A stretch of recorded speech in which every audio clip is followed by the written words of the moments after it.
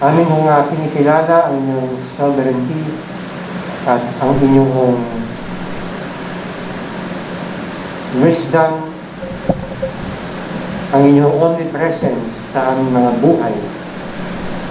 Lord, we thank you that in all of the discomforts that our country is experiencing in the past several days because of the intense heat, Lord, we are grateful that you have brought us here this morning. And we pray that you would just energize our bodies. We pray, Father, that you might just remove any lethargy or any weakness, Lord, that we have in our physical bodies. And it will not be a hindrance for us to focus ourselves, Lord, in studying your word. Kaya hinihiling namin, Panginoon, ang inyong kalakasan sa bawat isa. Dalangin namin, O Diyos, na kayo pa rin ang siyang gumalaw. I-capture ninyo, Panginoon, ang aming mga isip, our attention, our minds. Hinihiling namin, Panginoon, na kayo as our Father and we are the clay. Lord, continue to mold us. Continue, Lord, to shape us into the man and women after your own heart. O Diyos, salamat, Panginoon. At sa lahat ng inyong gagawin muli, ibabalik mo namin sa inyo ang lahat ng papuri at pagsamba sa ngalan po ni Jesus. Amen and amen.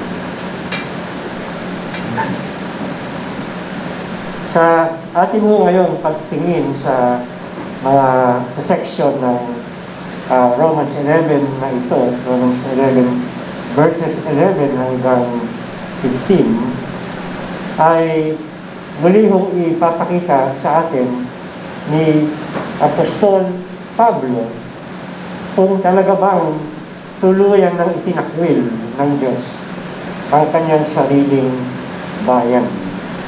At mismo si Apostol Pablo ay nagsasabi that God has not fully and permanently rejected His own people.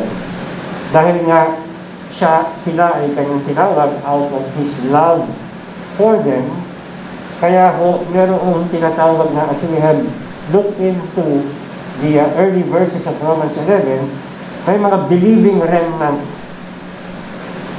ang Panginoon Diyos.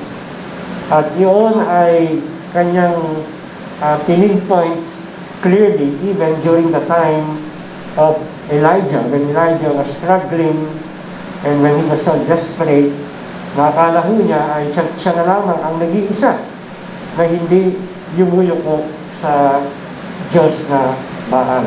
At ang sabi ng Panginoon sa kanya na meron silang tabi, meron pang mga itinira.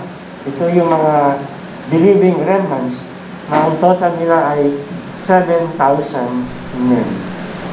And even today, and even in the land of Israel, meron pong sinet aside na mga believing remnants. Hindi mo natin alam kung ilan sila, kung ilan silang mga sasampalataya. The only thing we know is that God has kept His promise to preserve a believing remnant sa kanyang bayan. And of course, that remnant continues also during our New Testament dispensation. We are in the New Testament program ng ating Diyos.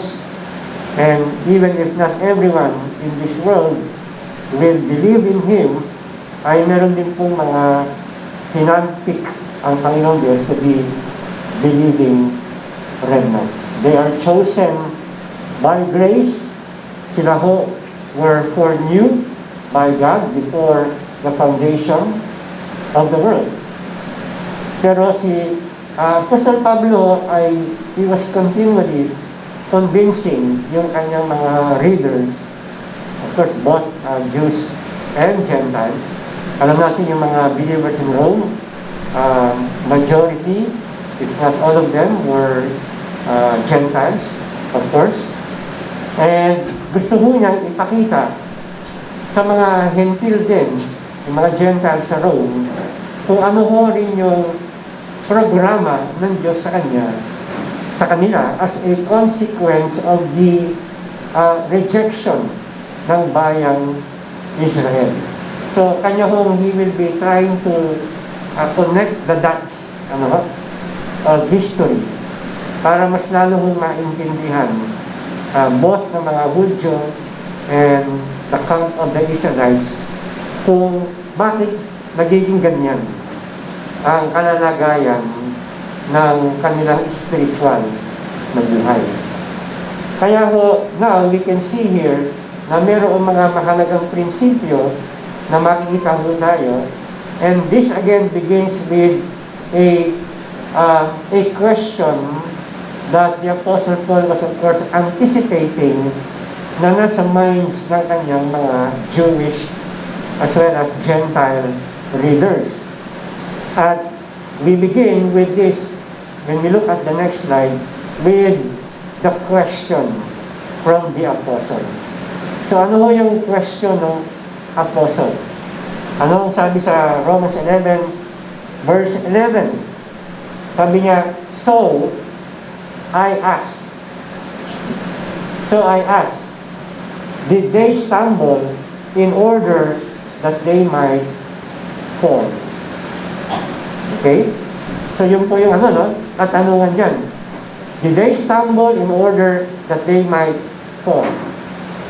Now, alam ho natin na by experience, minsan tayo ay may stumble. So, minsan tayo ay para na outbalance, but not necessarily na lahat ng taong nawawala ng balanse ay talagang totally nananak out o nananak down, or they do not automatically fall into the ground. Now, of course, this happens usually sa mga elderly na pagka habang tumatanda na ang tao, yung ating balanse ay hindi na siya consistent, hindi na siya stable.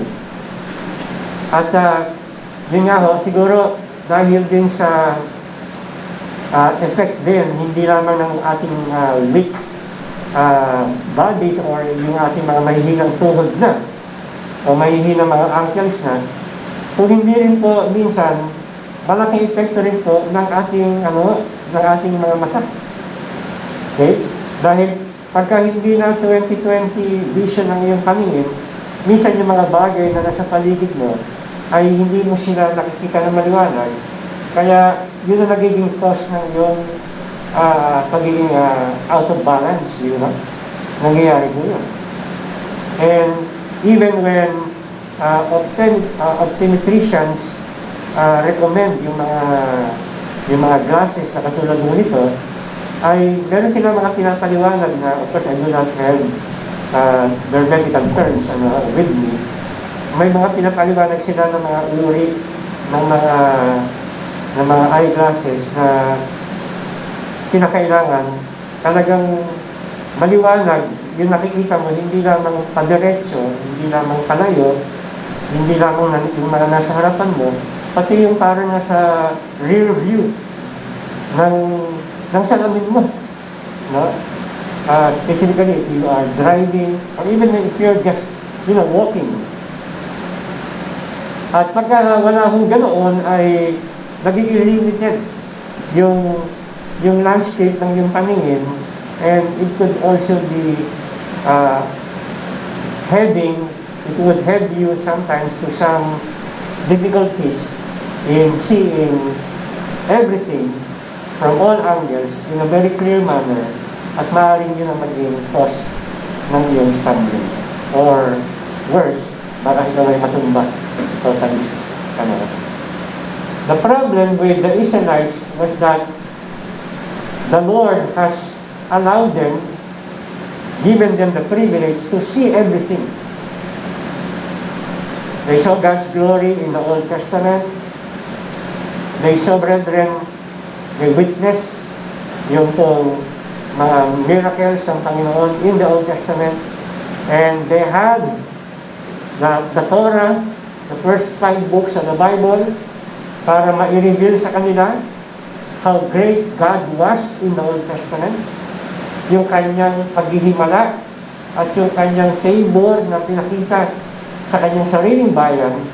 Pero ang problema nga ay nagkibit-balikat at pinikit lamang nila ang kanilang mga mata sa katotohanan as they continue to reject the very clear light na pinakita sa kanila ng Panginoon, na hindi naranasan ng mga pagan nations. Kaya ho, sila mismo ang parang bumulag sa kanilang mga sarili. They now have a spiritual severe cataract, if I may say. Kaya hindi ho nila makita na si Kristo Jesus ang tanging Messiah. Hindi nila makita na ang kaligtasan ay sa biyaya lamang ng Panginoon Diyos. Ang kanilang nakikita ay yung kanilang mga willful self-righteousness na akala nila ang siyang magiging merit nila para ma-attain nila ang kaligtasan. And so, they were stumbling brethren. However, the Lord has allowed them to stumble. Pero ang tanong, have they fallen? Have they totally fallen from the grace of God? So yan ang ating titignan din as we move along. So ang question mo rito ay, kung sila ay na-stumble, in the next slide, what have they stumbled over? Ano ba ang kanilang kinatisuran sa Tagalog? Ano ang kanilang kinatisuran? Sabi ng Romans 9 verse 33, so ito'y nadaanan na ho natin sa ating pag-aaral. Ngunit balikan ho natin para makita ho natin kung ano ho yung kanilang kinatisuran. Sabi ng verse 33 ng chapter 9. Okay, sabi mo dito, behold, I am laying in Zion a stone of stumbling and a rock of offense. And whoever believes in Him will not be put to shame. So, sino ho yung tinutukoy dyan ni Apostol Pablo? Because this was something na was not originally coming from the own mouth of Paul. Ito ho ay kanyang hinao or hiniram sa Old Testament. At yung pong stone of stumbling na yun, yung rock of offense na yun, ay tumutukoy mismo sa ating Panginoong Jesucristo. Kaya ho, nung dumating si Kristo, ang sabi ng Bible, ang kanyang sariling bayan ay itinakwil siya, nireject po siya. Hindi tinanggap yung kanyang mga claims. At siya nga ho, alam natin, was crucified by His own people. Kaya ho, dito makikita natin na itong mga taong ito ay right before their eyes, in the flesh, nandyan na ho yung Messiah. Nandyan na ho very clearly lahat ng mga signs and wonders to authenticate and to attest to sa kanyang pagiging Messiah o hari ng mga Hudyo, pero tinanggihan pa rin. Kaya alam niyo ho, there is really no assurance that when a person receives the truth from the Bible, even if it is communicated in a very clear manner, na yung tao na yun would really embrace the truth. And in fact, because people always have their own personal agenda to somehow hold on to whatever they want to hold on to, whether it is a position or riches, power, etc. Kahit na alam nila yung totoo, they would reject the truth. You know, I'm reminded of Pontius Pilate, di ba? So si Pontius Pilate ho ay he cross-examined si Jesus Christ. He was placed in a mock trial the night before, may mga false witnesses who stood against him. And so, finally, before he will be put to death, gusto mo nilang ilagay sa harapan ni Poncio Pilato si Jesus Christ. Para si Poncio Pilato na mismo ang magbibigay ng final verdict na si Kristo ay talagang karapat-dapat na parusahan dahil siya ay, according to them, isang criminal at isang blasphemous person. So, to make the long story short, so when he was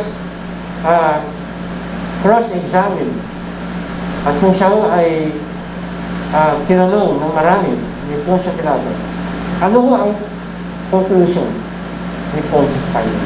Sinabi ba niya na, well, after all these deliberations and investigations, I find this man guilty?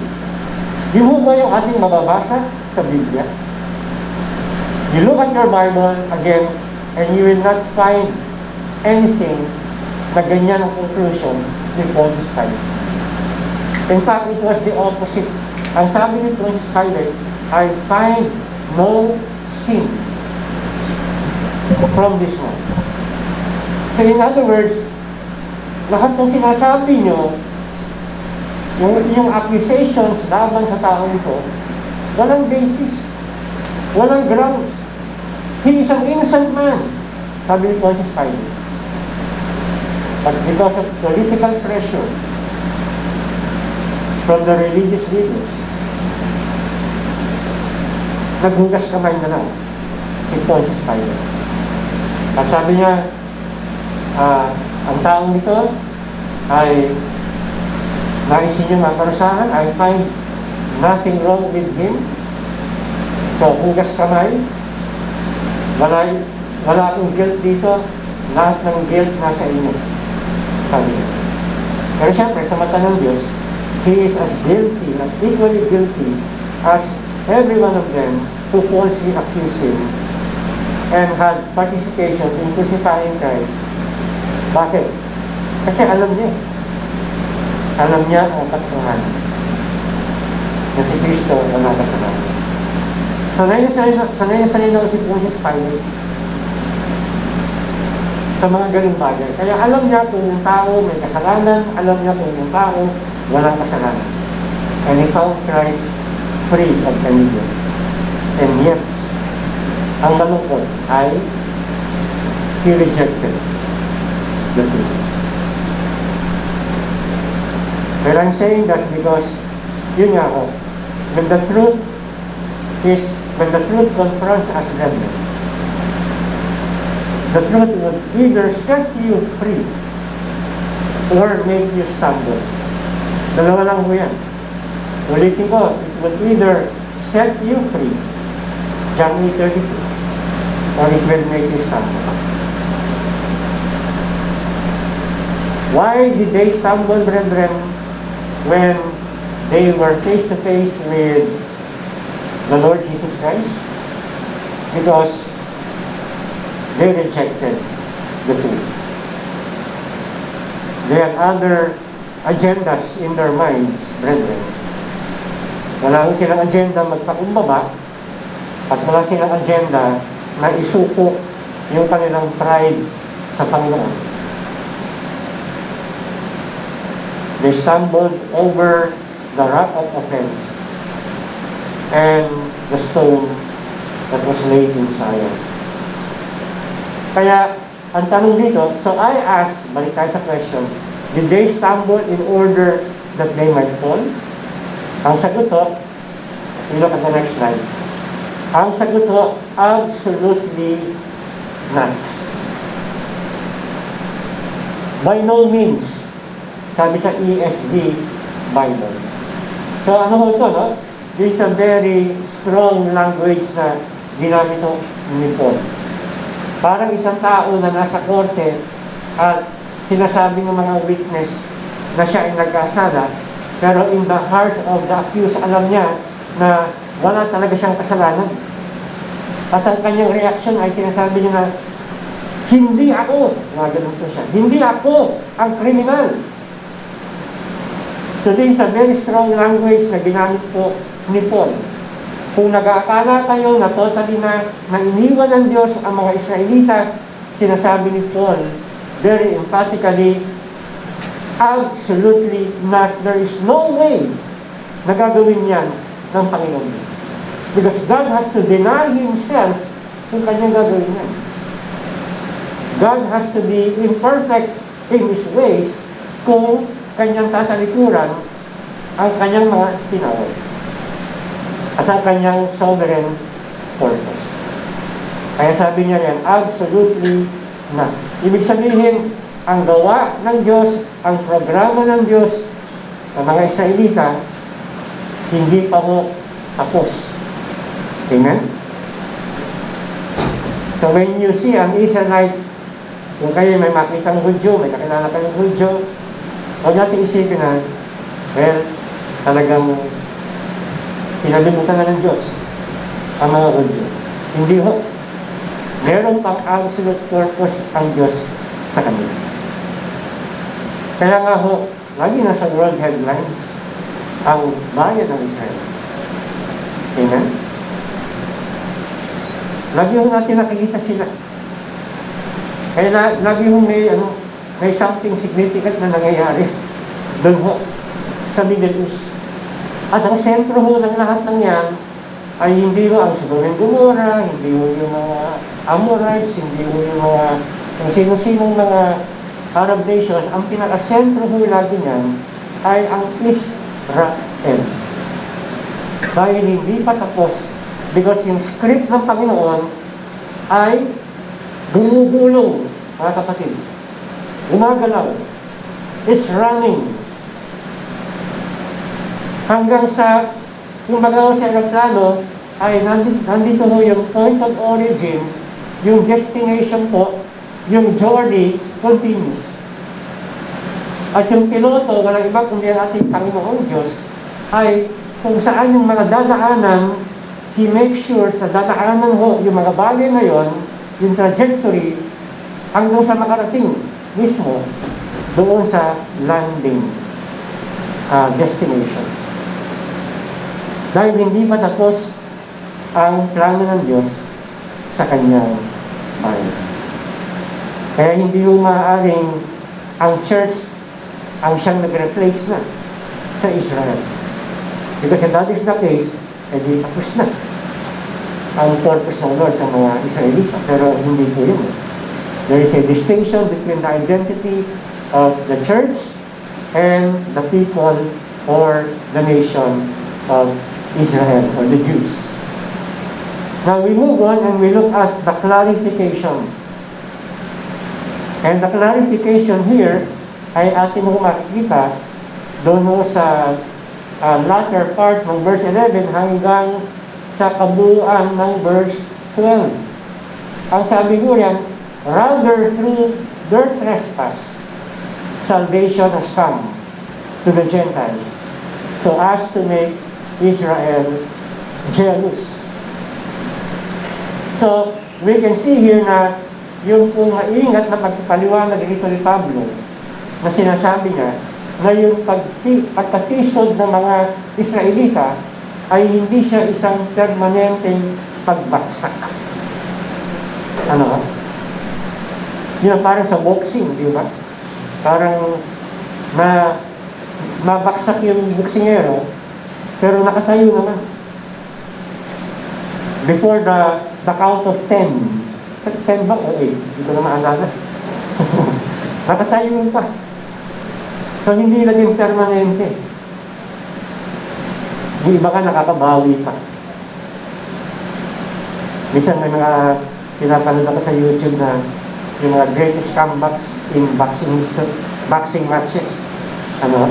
Yung natumba na ng ilang beses. Pero nakatayo, mas na-knock-out pa niya yung kalaban niya. At siya pa yung na-declare na panalo. So, a careful explanation ng stumbling ng Israel sinasabi ni Paul was not a permanent fall. Kaya sabi niya, ulitin natin, but their transgression, yung word na there refers to the Israelites. Okay?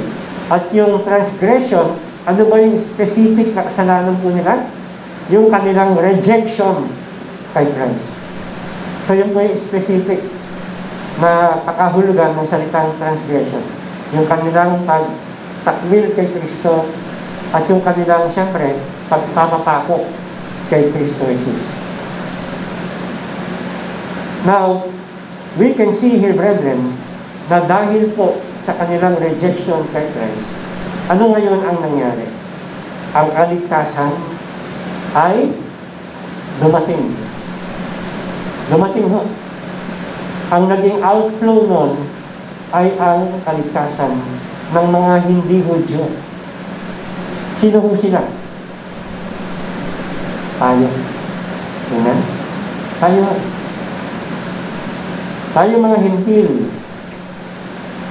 Kaya ho, ang nangyari dyan ay parang naging launching pad, naging springboard, yung transgression ng mga Israelites para mag-open ho yung floodgates at bumuhos yung grasya ng kaligtasan ng Panginoon Diyos sa mga Hintil.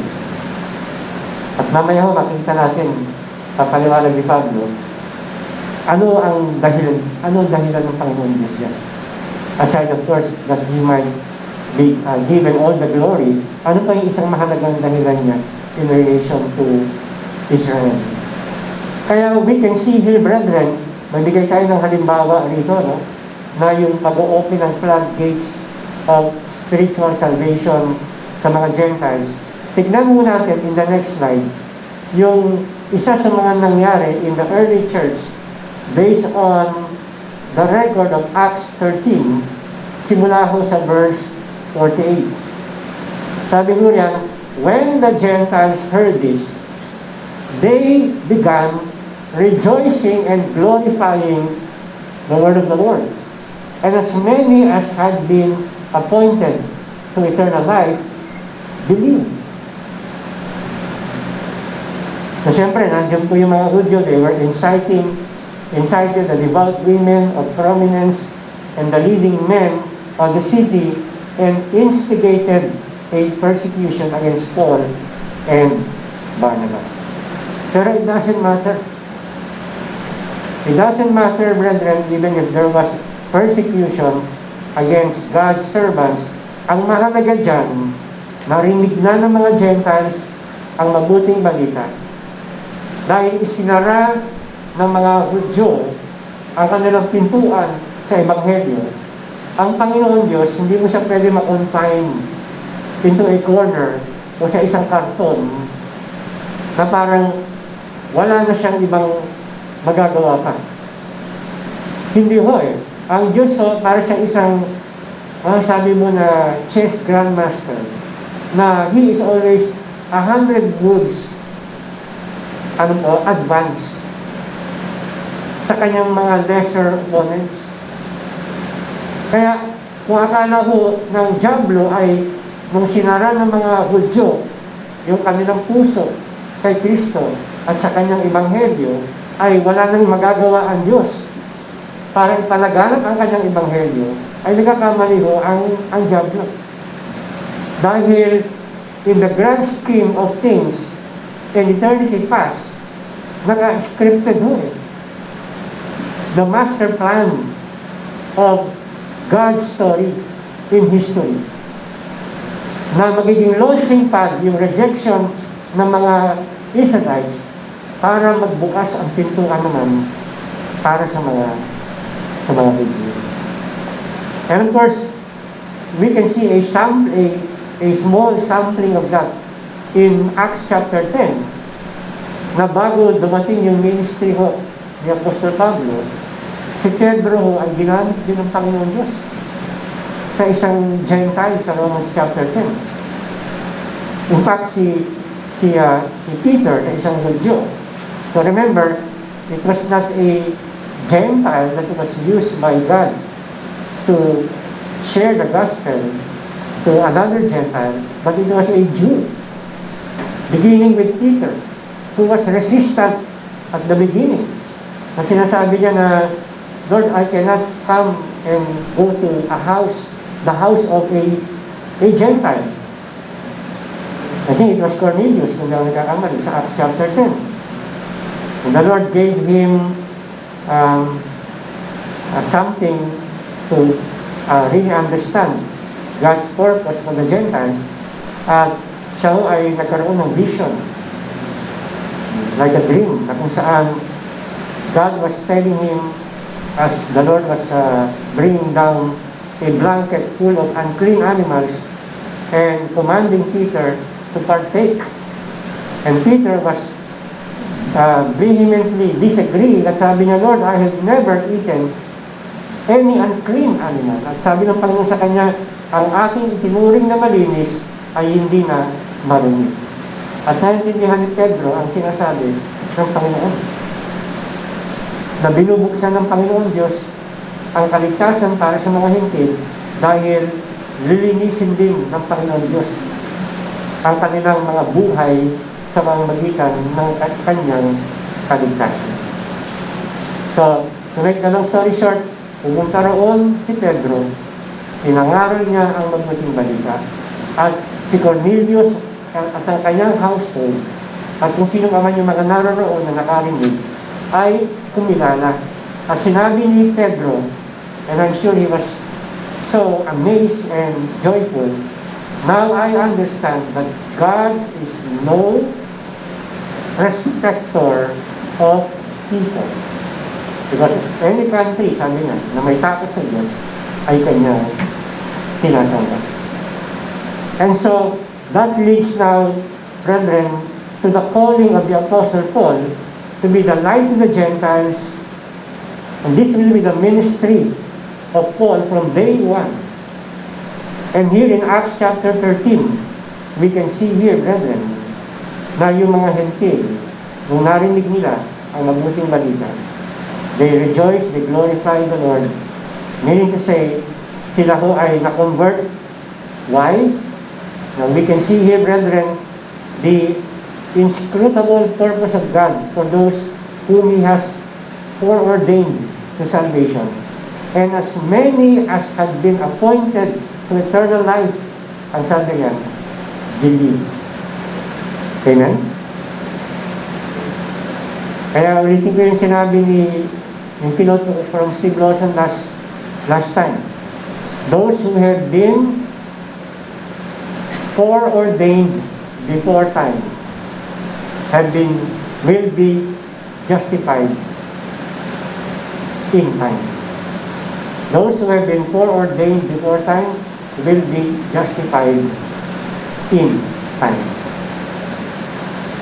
Mangyayari na sila ay maliligtas in some period of their lives.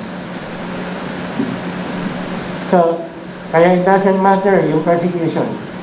Yung master plan ng Panginoon ay nangyari. Alam niyo ba, in the book of Acts, there are recorded 21 sermons ng mga apostol.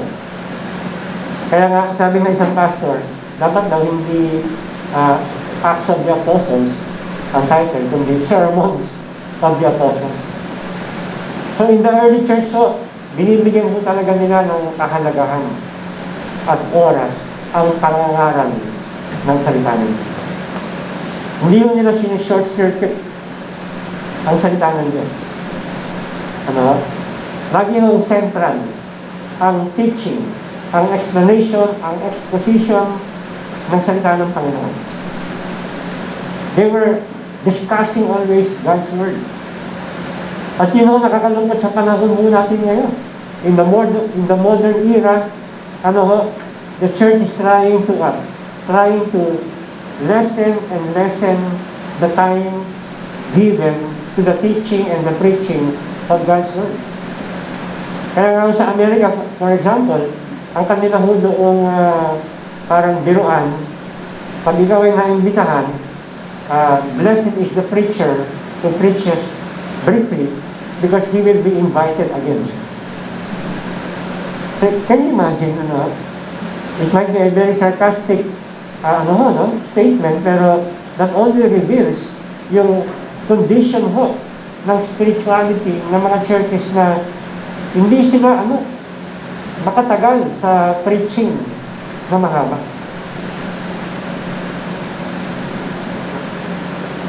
Meron ng isang story sa Bible, sa Acts na si Pablo was preaching the whole night.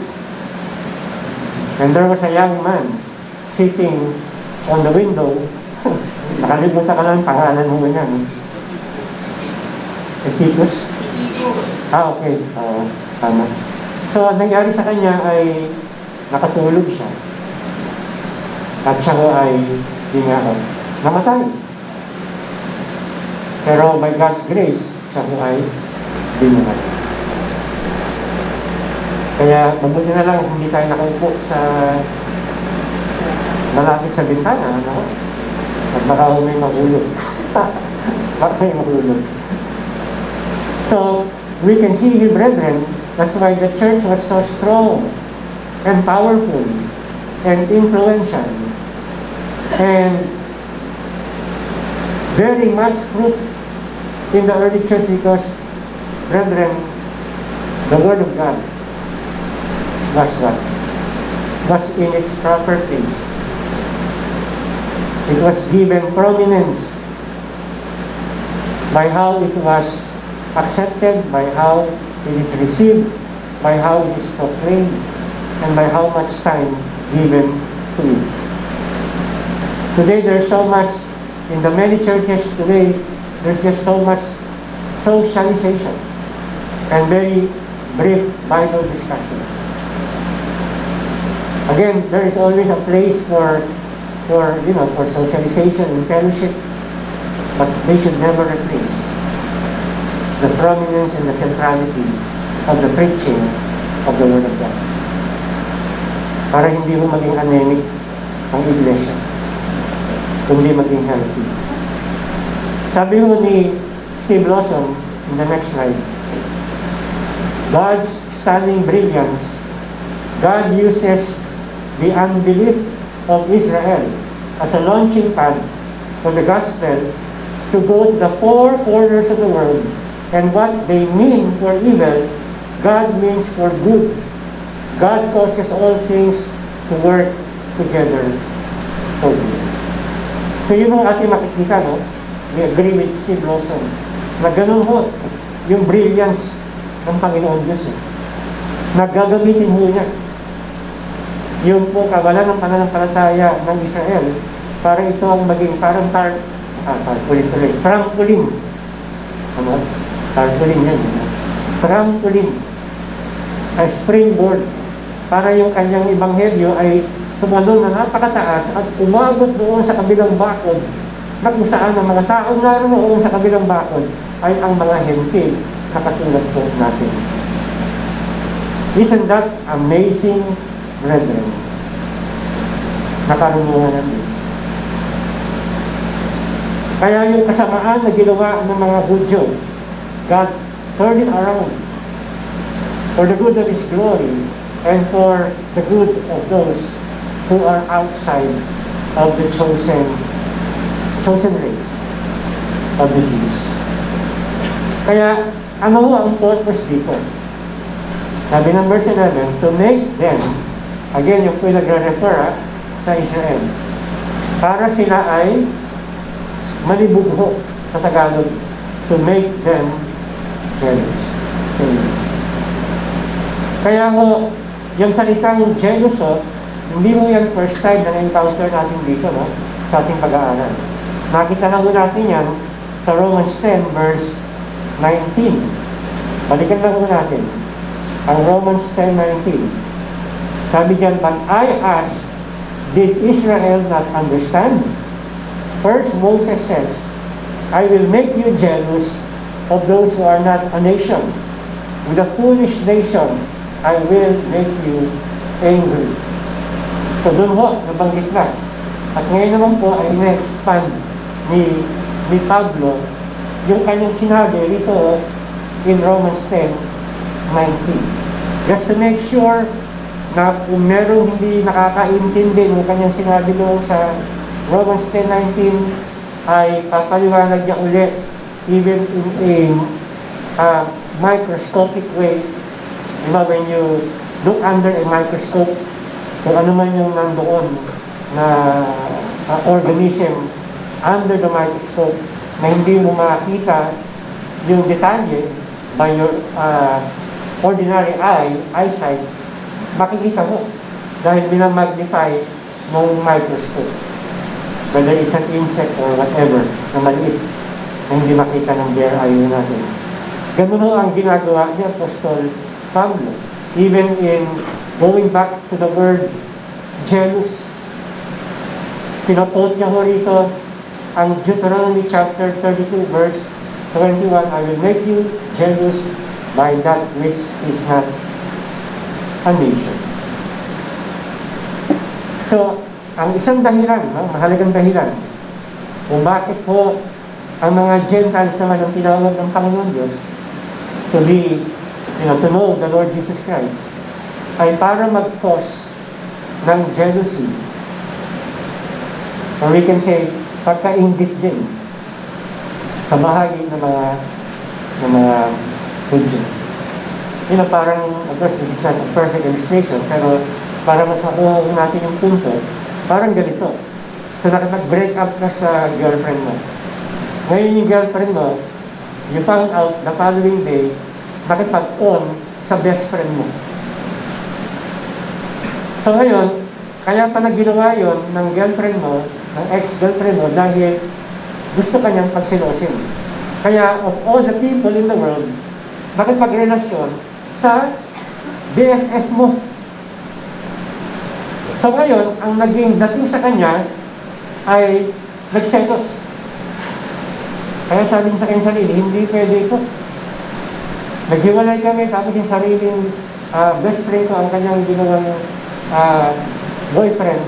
Kaya ikaw ngayon, parang gusto mo balikan yung ex-girlfriend mo para mag-date ulit kayo. Sa sobrang palibugho mo. Of course, that is yung mahal niya pa talaga, no? Kanyang girlfriend. Ang ginawa ko ng Diyos ay, ang Panginoong Diyos ay nakipagrelasyon. Tinawag ang mga tao na malayo sa Kanya, na kinaiinisan, pinamumuhian ng mga Israelites. In fact, dapat nga sa plano ng Diyos ay ang mga Israelites, sila yung magiging witnessing nation. Di ba? Bahagi yun na sinabi ng Diyos kay Abraham, I will bless you and you will become a blessing to many nations. And how will that happen?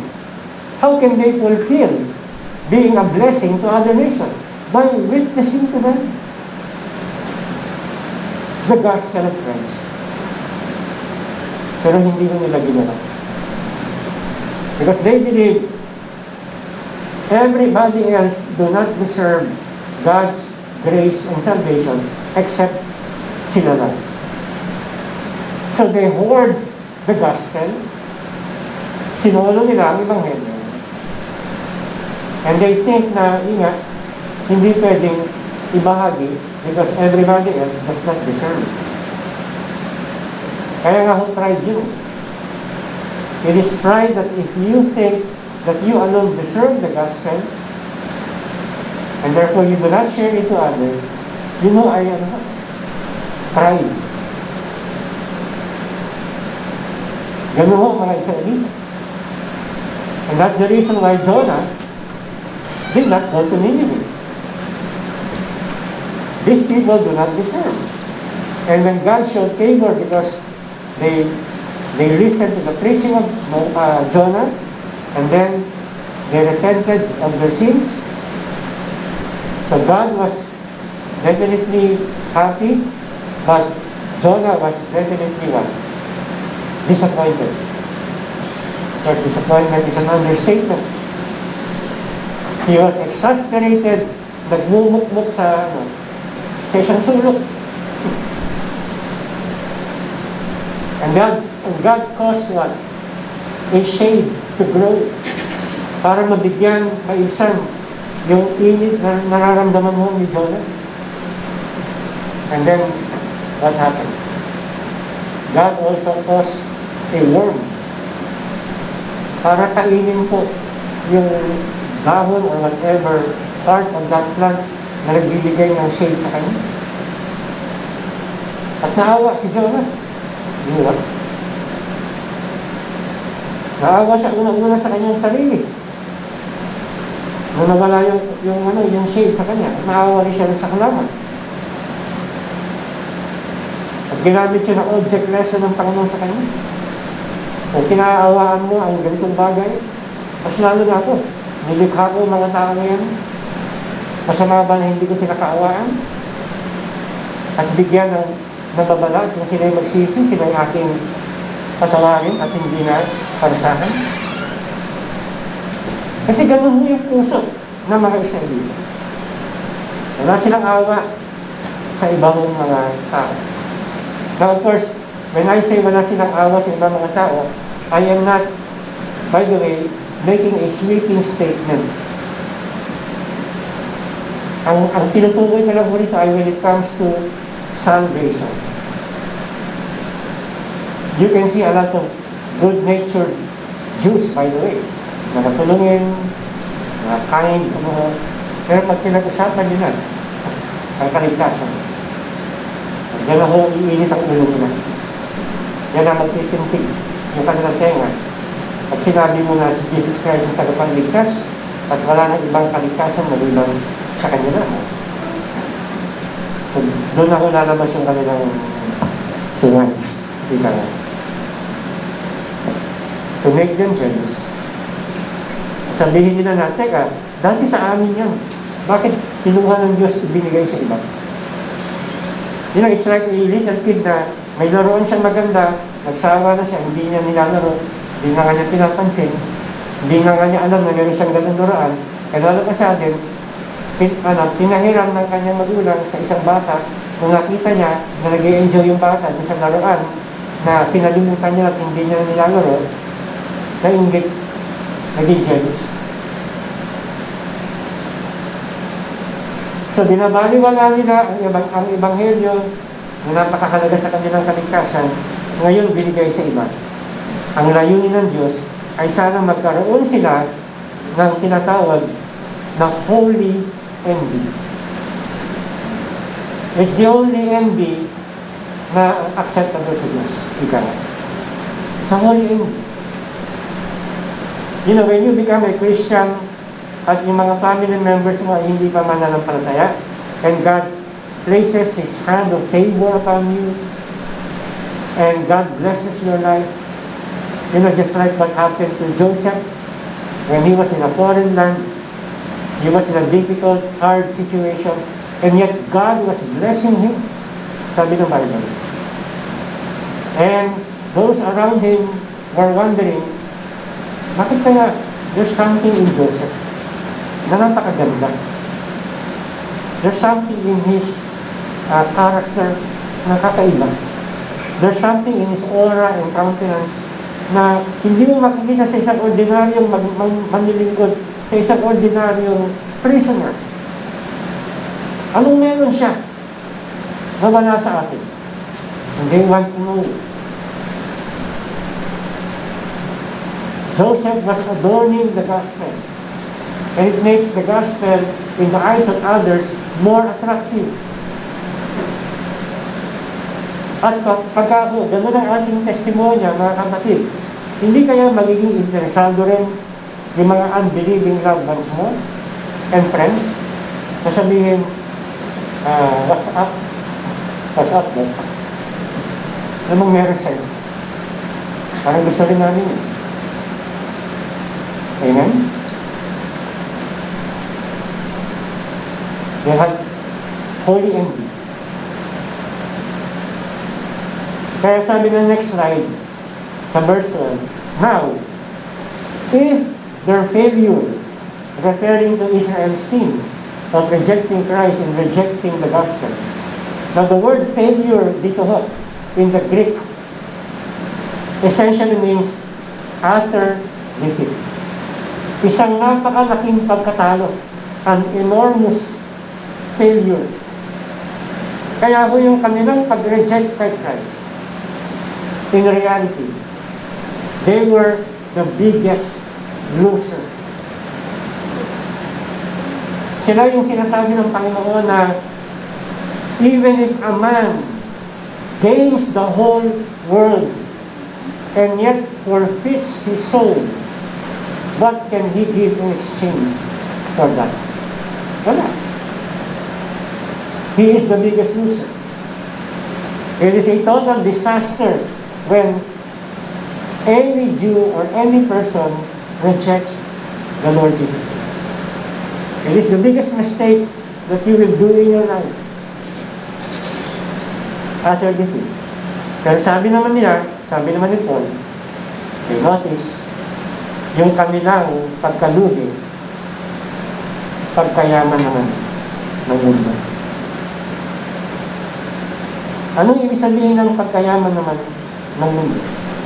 So dito i-elaborate further with Paul as we look at the next slide.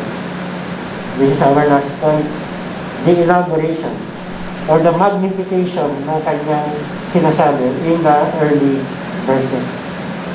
So Paul now identifies his specific role na kanyang ginagampanan in this unfolding drama of redemption.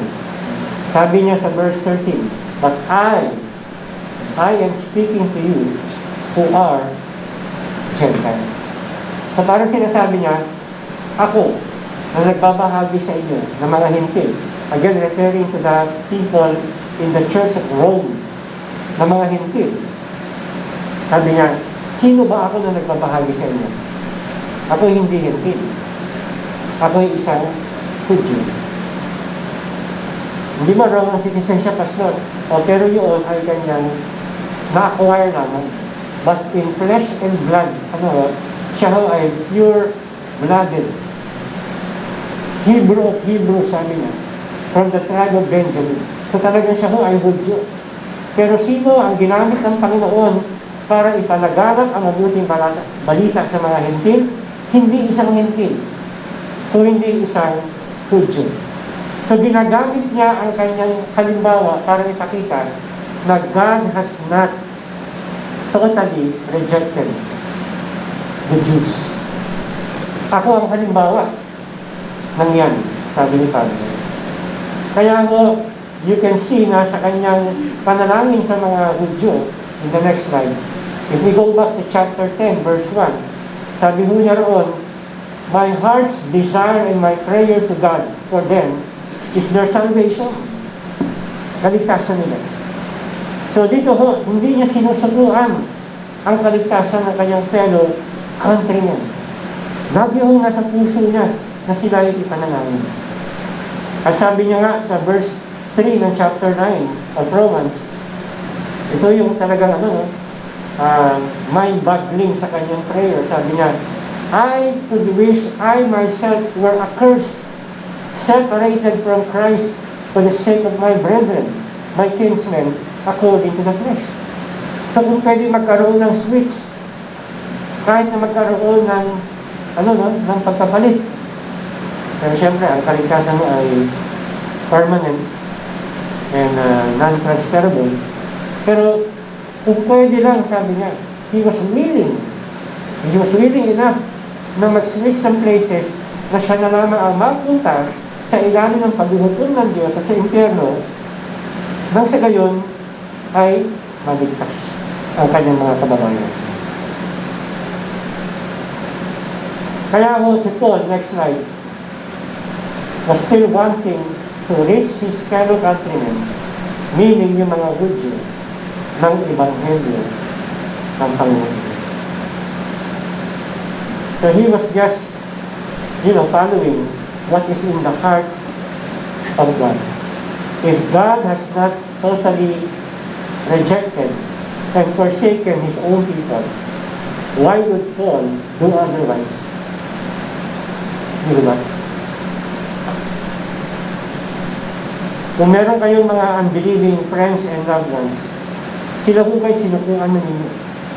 Dahil ilang taon nyo nang nasisira ng gospel. Ilang taon na ho natin pinag-pray. Ito mga loved ones natin, ang mga kaibigan natin. And yet, parang mas lalong tumitigas yung puso nila sa tingin mo. At parang lalong sumasara yung kanilang mga paningin. Well, let's continue to have that desire in our hearts to pray to God that they might be saved. And when it comes to sharing the gospel to them, ask the Lord for wisdom. You know, how to do it.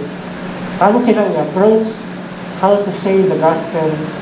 Kasi it all entails not only, the desire, but also the wisdom kung paano, ibahagi ang Ebanghelyo.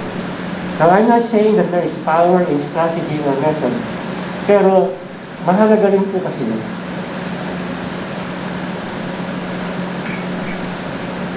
Ang mahalaga ay wag natin silang ihinto na ipanalangin sa kanilang kaligtasan. Because prayers can outlast any human being. Maaaring patay ka na, pero after 10 years, yung pinag-pray mo, nabuhay yun. Yung testimony ni George Mueller, gano'n eh. Was praying for 5 friends. Bago siya namatay, may 2 naborn again. After mamatay siya, after several years, 3 na-convert. That's the power of prayer.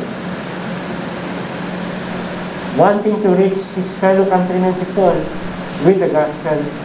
So as we share the gospel, we continue to desire in our hearts to pray for their salvation.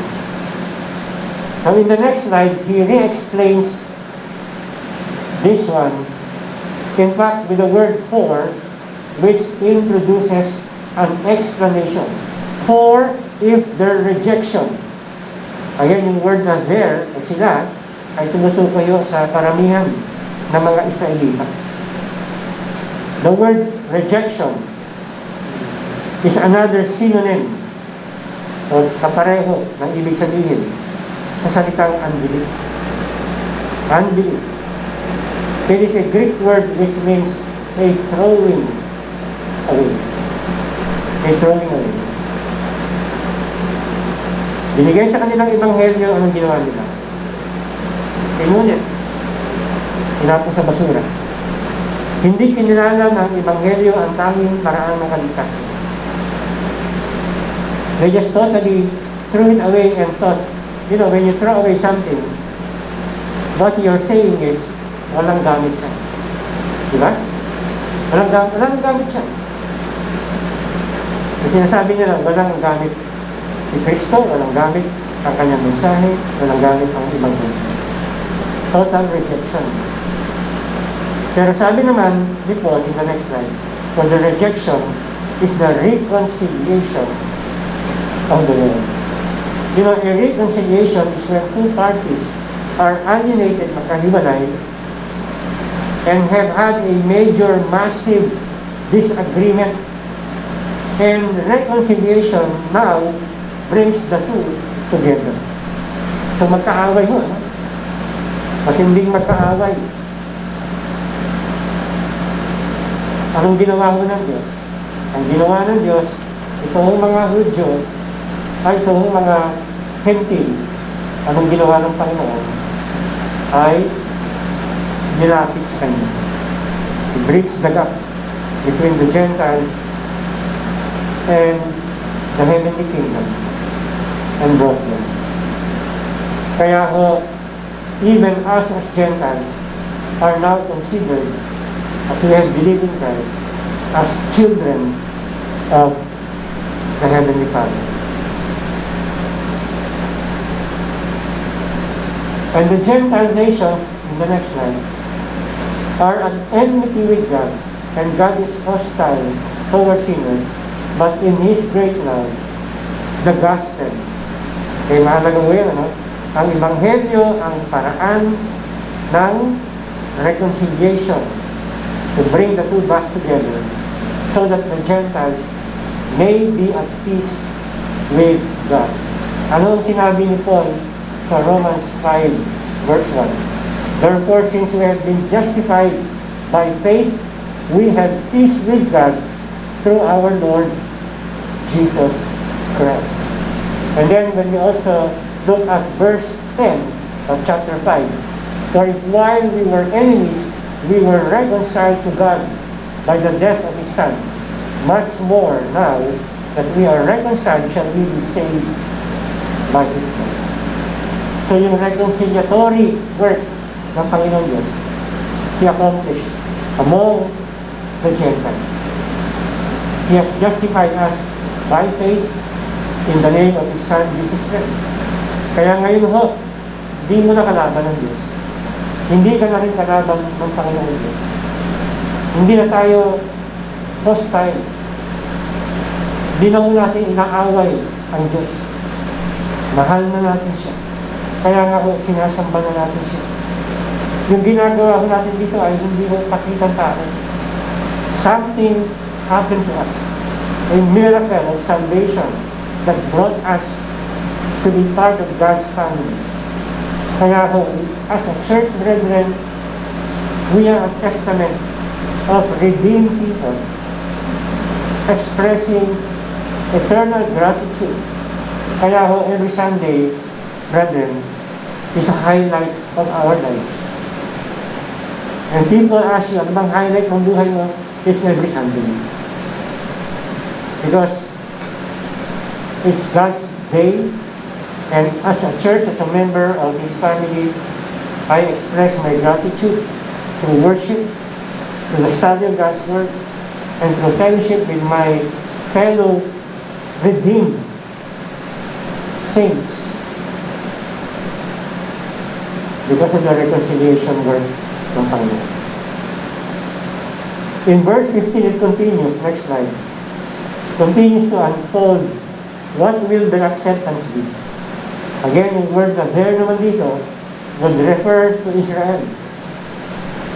Anong magiging kahinatnan ng kanilang pagkilala at pagtanggap ng mga Israelita?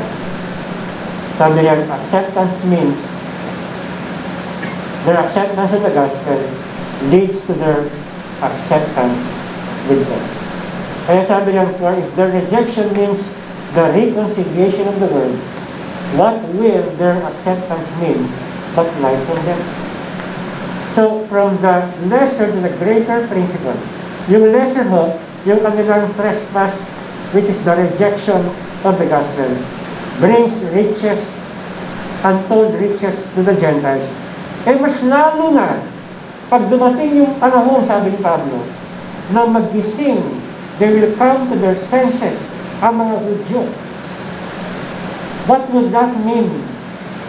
It would be, brethren, greater and greater blessing to the world. Mangyayari na yung calling na sinabi ng Diyos kay Abraham, and I will bless you, and you will become a blessing to many nations. And even the program of God extends to the Great Tribulation period, na kung saan, brethren, there will be a revival of the nation of Israel. And there will be from the tribes, there will be 144,000 witnesses. Mga Hudyo yan, ha? Hindi ho yung mga JW. Okay? Hindi ho sila yun. Hindi ho Jehovah's Witnesses sila. Okay, as they claim. These are the pure-blooded Jews that will all of a sudden, brethren, have a spiritual awakening, and they will be mighty witnesses, aside from the other two great witnesses that God will raise up on the latter part of the 7-year tribulation. And they will be the evangelists of the world. And many Jews, brethren, will be spiritually awakened. What untold blessing! Kung ang mga Hudyo, kasama na ngayon ng mga Hintil na nagpapahayag ng mabuting balita. That's what Christ was saying in John 14. Greater works will you do because I go to my Father. The expansion ng Ebanghelyo, ang pagpapalawak po ng Ebanghelyo ay mas lalo kong sisigit at titindi dahil po magkasama na joint forces na ang mga Hudyo at ang mga Hindi to be the ambassadors of the gospel.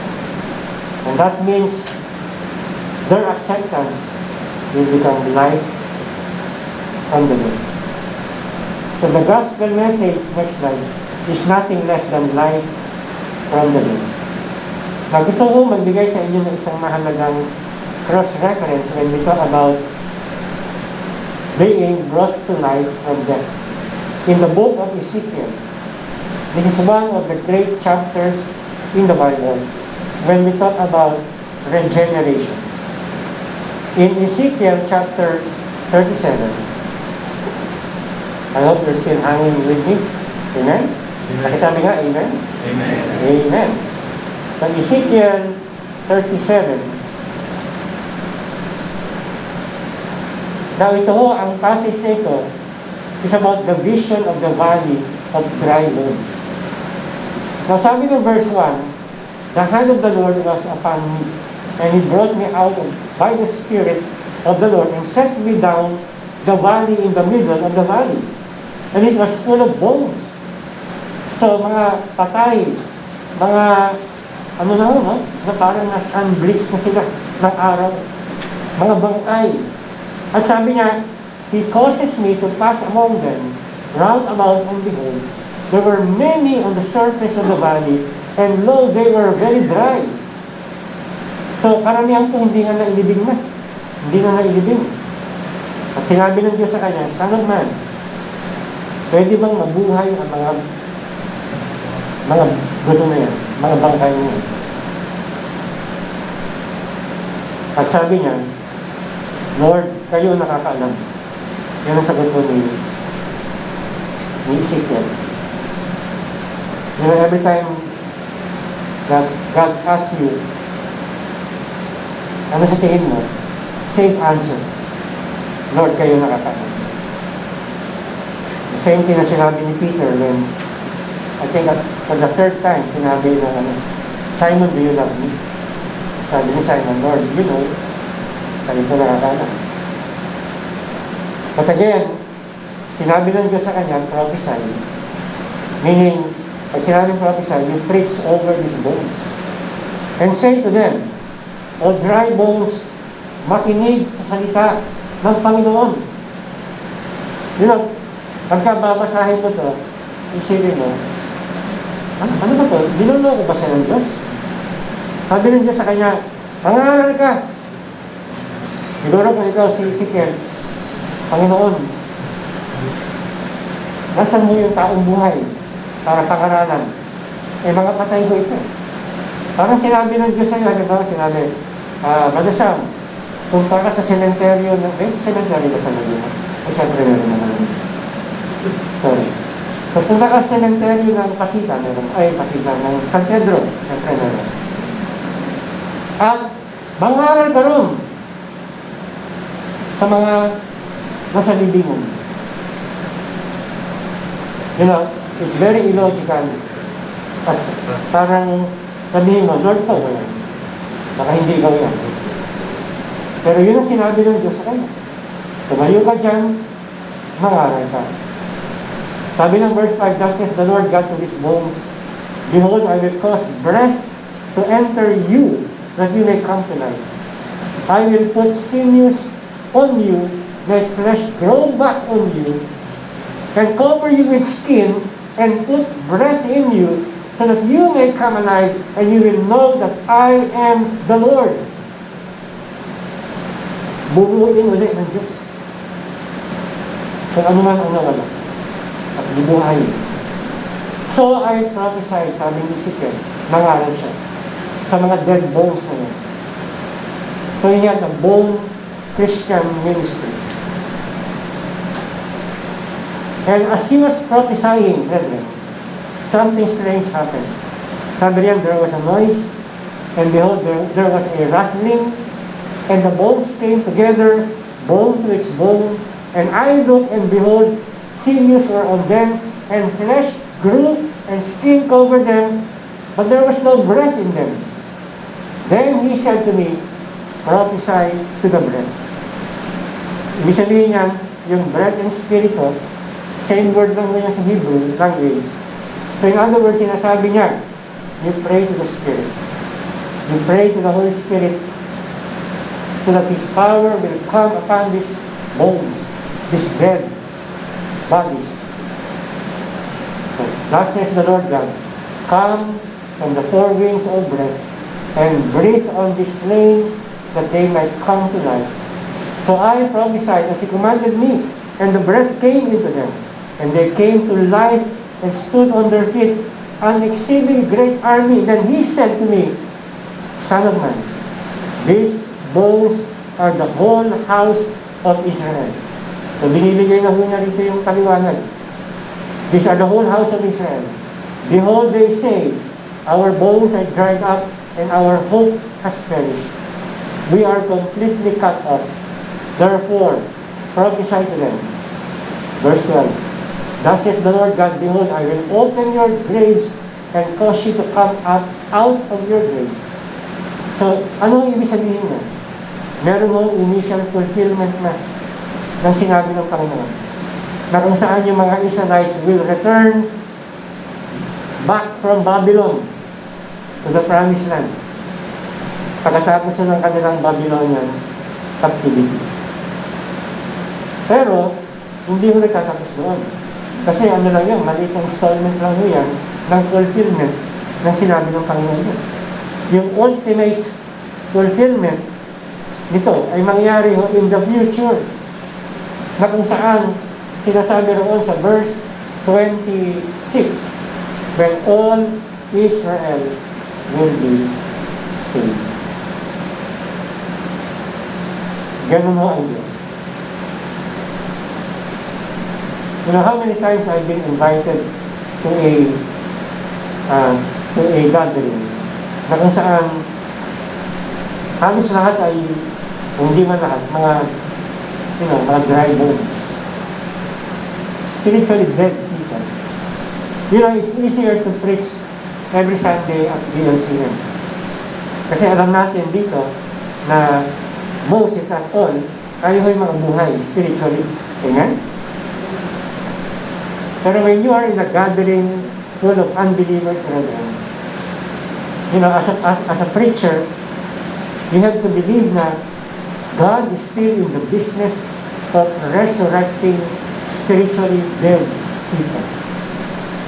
Kahit na makikita mo na, you know, while you're preaching, yung mga unbelievers, they're doing something else, they're talking to one another, they're not looking at you, they're just scrolling sa kanilang mga smartphones, yung mga iba, they're making some funny faces. Alam niyo na. Pero you know, as a preacher, God appointed you to be there at that exact time sa mga tao niya. It is no accident. There is a believing remnant out there na hindi mo alam, hindi mo kilala. And even if you are called by God to share the gospel, let's say, to your relatives, because there's an occasion, and God is leading you na magbahagi ng Ebanghelyo sa inyong mga kaibigan, let's say you have a reunion, and in front of you are dry bones. You are not, brethren, depending on your own strength and wisdom to make alive those things. God sent you there as part of the Great Commission. At sabi ng Panginoon, I will be with you. Ano sabi niya? Until the end of the age. So habang buhay ka, and God is giving you an opportunity to share the gospel, whether to one dead bone or to a group of dead bones, brethren. Ang sabi ng Panginoon, Son of Man, prophesy.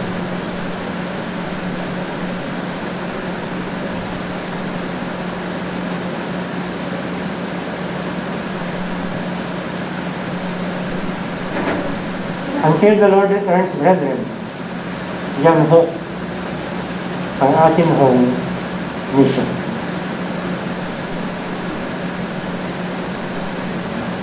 Because that is rather the master plan of the architect of history. That if the Jews are still blinded because of their unbelief, there are many Gentiles out there. We live predominantly in a Gentile world. And the harvest rather is plentiful. Never underestimate the harvest is plentiful. Yun nga lang, the workers are few. Sabi ng Bible. And the church is always praying that God will send more harvesters to the mission field. And you don't need to go to a far-flung place like going to Tibet, India, to be a missionary. Because you are a missionary to your home, to your unbelieving loved ones. A missionary to your community and to your workplace. And the only thing that is really needed is to have, a compassion for those souls and an understanding of the gospel and an understanding of the sovereignty of God.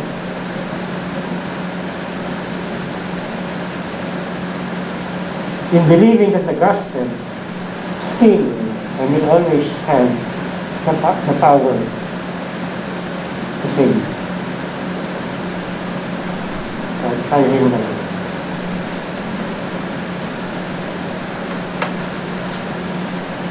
Lord,